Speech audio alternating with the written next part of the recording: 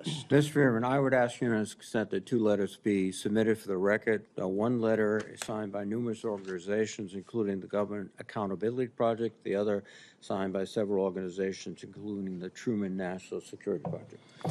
Without objection, so ordered. Now, Senator Kelly, Senator Rosen got here after the gavel went down. Do you really want to go ahead of her? I am going to defer to my good friend and colleague, Senator Rosen, That from is the a really great good, state of Nevada. Really good decision. Senator Rosen, you are recognized. And thank you, Senator Kelly. I owe you one. Thank you, Chairman Wicker, Ranking Member Reed, for holding this hearing.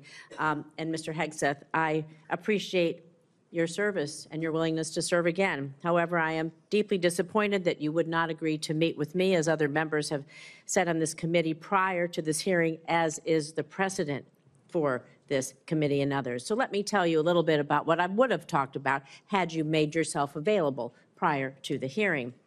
Nevada is home to the premier aviation training ranges for both the Air Force and the Navy, the largest ammunition depot in the world, and the only place in the country where we are able to verify the reliability of our nuclear stockpile without the need for explosive testing.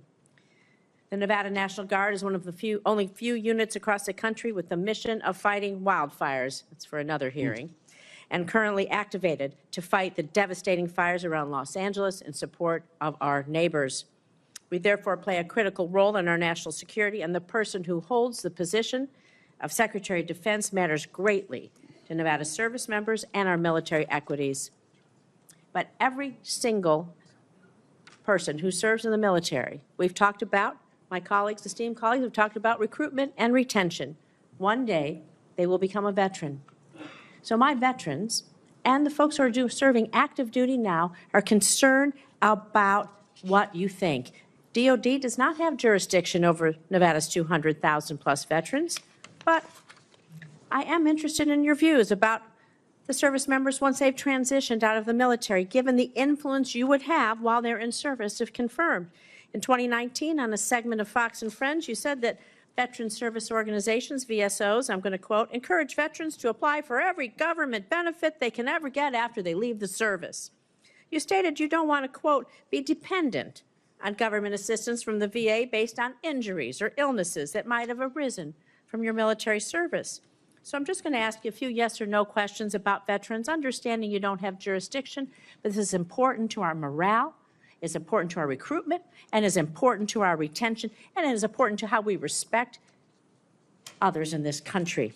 So yes or no, please. Do you believe that VSOs are wrong to support veterans in obtaining the benefits that they have rightfully earned and deserved when they signed that line like you did for your service? Senator, yes or veterans no, please. deserve the benefits they've earned. I have been in many battles with traditional veteran service organizations over differences of opinion about how to deliver those services, yes or including no. Veterans Do you believe Choice, VSOs are wrong? which is VSOs is a very broad term. We were a VSO also, ma'am, but some of those services took a traditionally should they be able to help approach.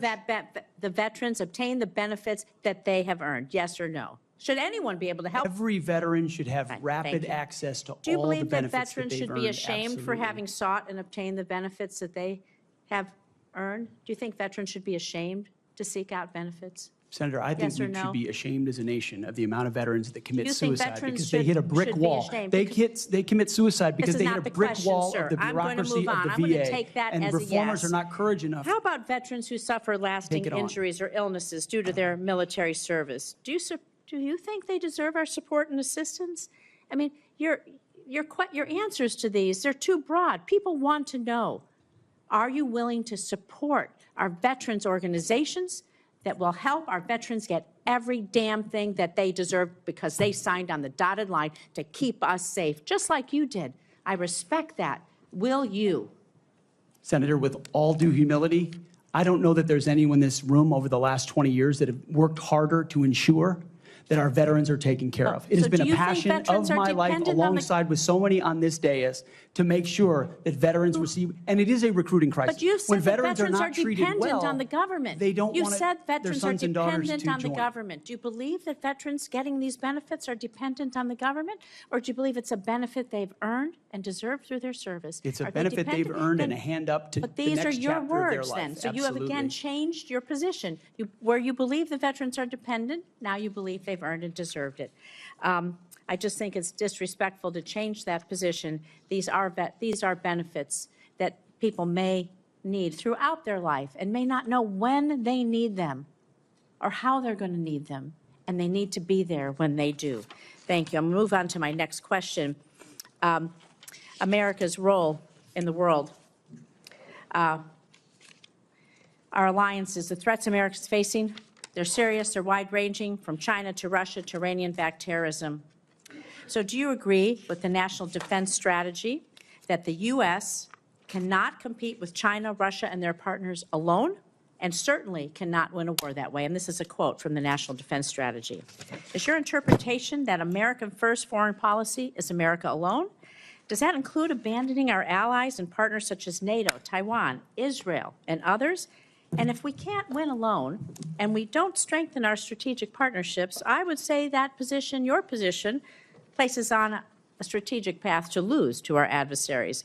So maybe you're okay with choosing that path for America. I want to know how you square that position with the positions you articulated in your book, where you wrote that NATO is at relic, at best a distraction, and should be scrapped and remade.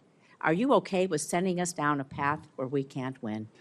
Senator, the world has had, our friends in the world have had no better ally. Our allies and partners have had no better friend than President Donald Trump, who's I'm not talking reinvigorated about a NATO President alliance, Donald Trump. who's I'm stood talking about behind your Israel words. in every way, in ways this administration has not. He has ensured that the NATO alliance has become far more robust. He worked Donald Trump going to with stand allies behind in the Ukraine? Pacific as well. Is Donald Trump going to stand behind Ukraine? Are you going to stand behind Ukraine? You say he's the strongest president. President-elect Trump said he will end the war in Ukraine before he takes office. Okay, it's less than a week before he's inaugurated, to the best of your knowledge. Do you have knowledge of a plan that he's going to use to rapidly end the war with Ukraine? Do you believe it's feasible, that it does not make unacceptable concessions to Vladimir Putin, who is a brutal dictator? And are you going to give President-elect Trump the military advice that you have given others to achieve the objective of us winning the war in Ukraine? How do you think a rapid end to the war that Vladimir Putin started will affect the United States standing across the world? Senator, I will always give clear guidance, my clear guidance, best guidance to the President of the United States on matters like that. Do you think that if we concede to Vladimir Putin that will hurt our credibility with our allies and partners? And do you not believe that our adversaries are watching? Perhaps you can take that for the record, Mr. Hegseth. Senator Schmidt.